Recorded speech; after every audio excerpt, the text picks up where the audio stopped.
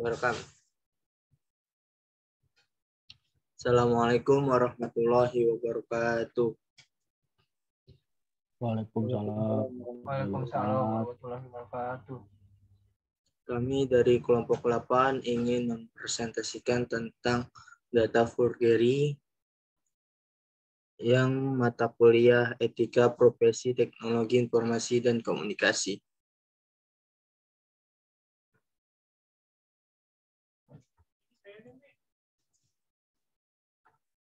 Di sini kami ada 6 orang. Coba diperkenalkan satu persatu dari atas. Baik, perkenalkan nama saya Saferius Ulwasa dengan NIM 17190413. Saya Muhammad Faris dengan NIM 17190479. Saya Mario dengan NIM 17190540. Dengan saya Muhammad Raihan dengan NIM 17190392. Dan saya Wahyu Purwanto dengan NIM 17190218.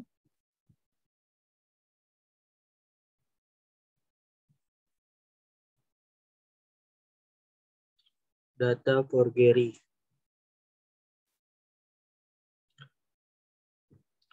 Data adalah kumpulan file atau informasi dengan tipe tertentu, baik suara, gambar, atau yang lainnya.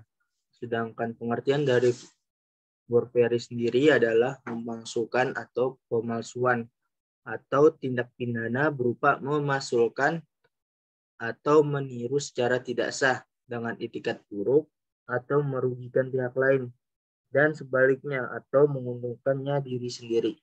Dengan kata lain, pengertian dari forgery adalah data pemalsuan atau bisa disebut di dalam cybercrime, yaitu merupakan kejahatan dapat dengan memasukkan data tersebut pada dokumen-dokumen penting yang tersimpan sebagai scriptless dokumen melalui internet.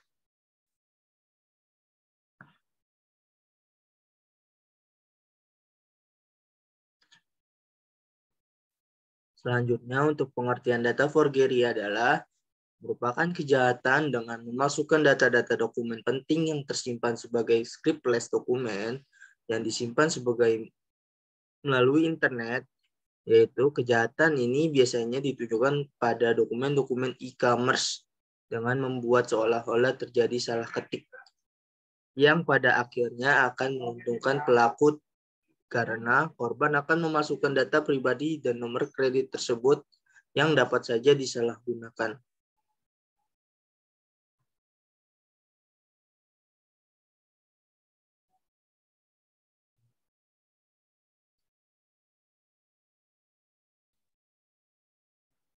Baik, selanjutnya menurut pandangan penulis, data forgery bisa digunakan dengan dua cara, yakni satu server side atau sisi server, yang kedua client side atau sisi pengguna.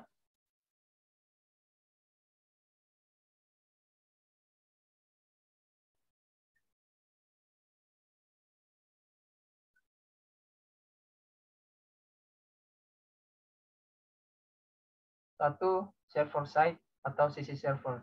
Yang dimaksud dengan server side adalah pemalsuan yang cara mendapatkan datanya adalah dengan si pelaku membuat sebuah fake website yang sama persis dengan web yang sebenarnya. Cara ini mengandalkan dengan kelengahan dan kesalahan pengguna karena salah ketik.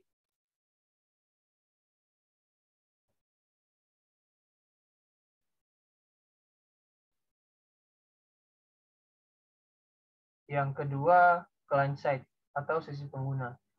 Penggunaan cara ini sebenarnya bisa dibilang jauh lebih mudah dibandingkan dengan server side, karena si pelaku tidak perlu untuk membuat sebuah fake website. Si pelaku hanya memanfaatkan sebuah aplikasi yang sebenarnya legal, hanya saja penggunanya yang disalahgunakan. Ternyata data forgery tidak sesulit kedengarannya. Dan tentunya hal ini sangat merisaukan para pengguna internet, karena pasti akan memikirkan mengenai keamanan data-datanya di internet.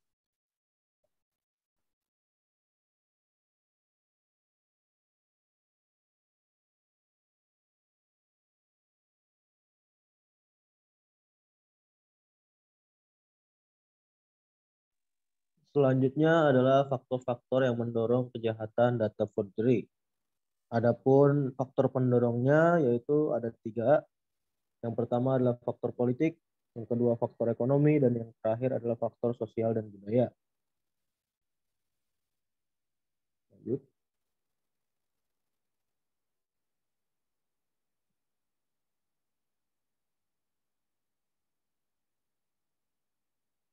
Untuk poin yang pertama yaitu faktor politik. Biasanya dilakukan oleh oknum-oknum tertentu untuk mencari informasi tentang.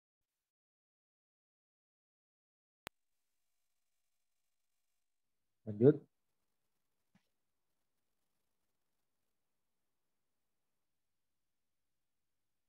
Poin yang kedua yaitu faktor ekonomi.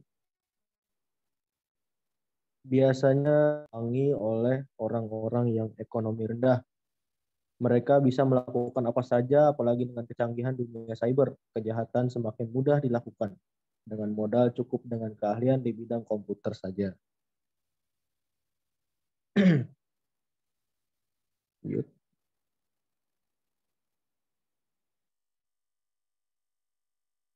Dan faktor yang terakhir adalah sosial budaya yang memiliki 3 poin. Yang pertama adalah kemajuan teknologi informasi. Karena teknologi sekarang semakin canggih, dan seiring itu pun mendorong rasa ingin tahu para pecinta teknologi, serta mendorong mereka melakukan eksperimen. Dari sumber daya manusianya, banyak sumber daya manusia yang memiliki potensi dalam bidang IT yang tidak dioptimalkan sehingga mereka melakukan kejahatan cyber. Dan poin yang terakhir, untuk membuktikan keahlian mereka dan ingin dilihat orang atau dibilang hebat. Dan akhirnya tanpa sadar mereka telah melanggar peraturan UU ITE. Lanjut.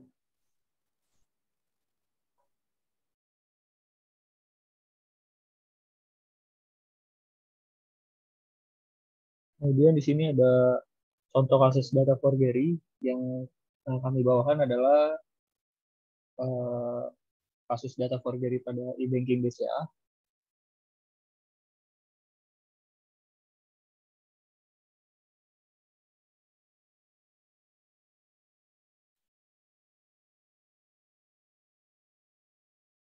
Dunia perbankan melalui internet atau e-banking Indonesia ditujukan oleh ulah seseorang bernama Stephen Haryanto, yaitu seorang hacker dan jurnalis pada majalah Masterweb.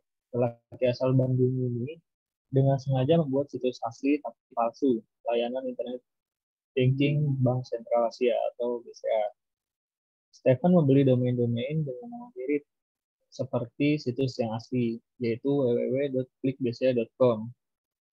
Nah, dengan membeli domain-domain yang mirip, contohnya seperti www.klikbca.com, kemudian www.klikbca.com, sampai dengan www.klikbas.com.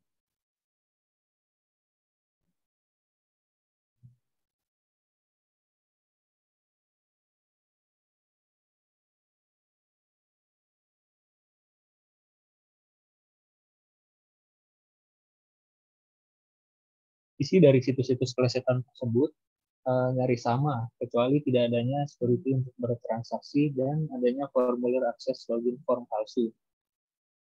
Jika nasabah salah mengetik situs BCA yang asli, maka nasabah tersebut masuk dalam perangkat situs pelesetan yang dibuat oleh Stephen, sehingga identitas pengguna, contohnya seperti user ID dan nomor identitas personal atau PIN dan data-data yang lainnya dapat diketahui oleh si pelaku.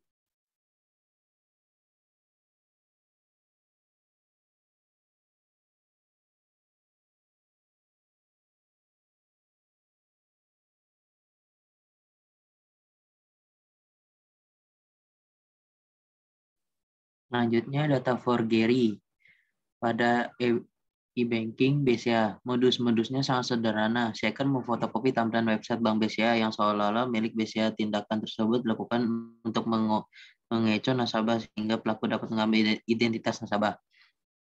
Modus lainnya yang juga menggunakan situs palsu adalah penipuan lewat situs-situs tertentu yang pernah terjadi. Ada sebuah situs porno XXX membuat penawaran jika ingin masuk dan melihat gambar syur yang mampu menaikkan adrenalin, silakan melakukan registrasi dan transfer biaya sebesar Rp10.000 lewat BCA. Next.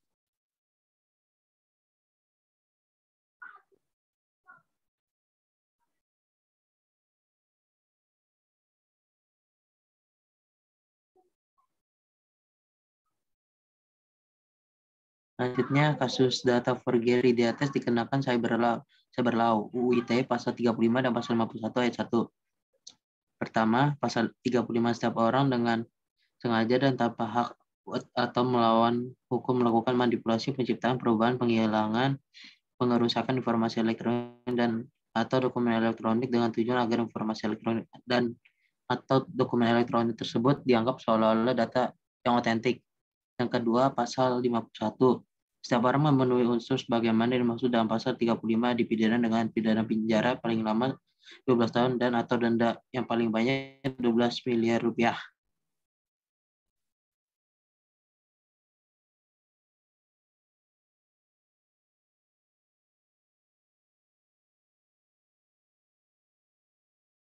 Ya, sekian dan terima kasih. Kami di kelompok 8.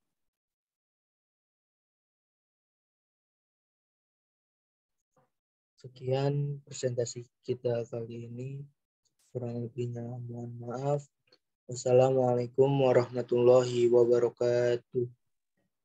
Waalaikumsalam Waalaikumsalam warahmatullahi wabarakatuh.